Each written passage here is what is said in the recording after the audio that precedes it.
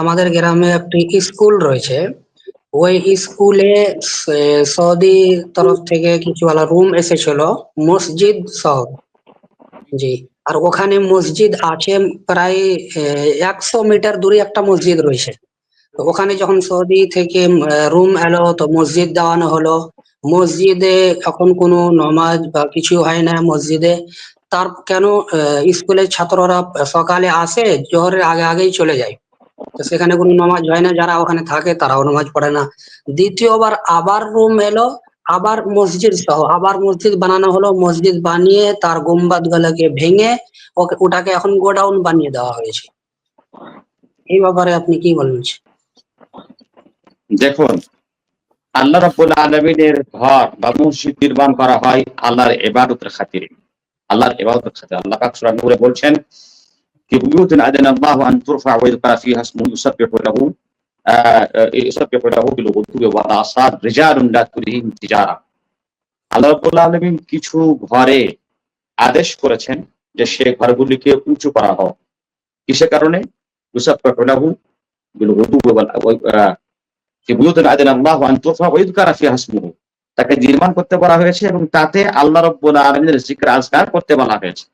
সুতরাং মসজিদ নির্মাণের আসল উদ্দেশ্য হলো সেখানে আল্লাহর ইবাদত করা, নামাজ কায়েম করা, জিকির আজকার করা, কোরআন কারীমের তেলাওয়াত করা।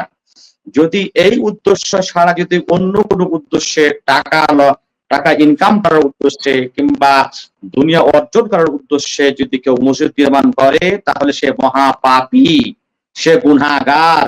যেখানে মসজিদের প্রয়োজন নেই সেখানে মসজিদ তৈরি করাও একটা গুনাহের কাজ। কারণ যে মসজিদ তৈরি করার উদ্দেশ্য হলো তাকে আবাদ করা। আল্লাহ পাক বলেছেন ইন্নামা ইয়া'মুরু মাসাজিদাল্লাহি মান আমানা বিল্লাহি ওয়াল ইয়াউমিল আখির। আল্লাহর মসজিদকে আবাদ করে, আল্লাহর মসজিদকে এখানে আবাদ করে। ইয়া'মুরু মানে আবাদ করা, নির্মাণ করা উভয়। সুতরাং আল্লাহর মসজিদকে আবাদ করে তারা যারা ঈমান আনে। অর্থাৎ মসজিদ তৈরি করে দেওয়া, মসজিদকে নির্জন ছেড়ে দেওয়া, এটা হচ্ছে ইসলামের আলামত না। সুতরাং এটা মহাপাপ। যারা এই কাজ করেছে তারা যেন তওবা করে আর আগামীর জন্য এই কাজ না করে।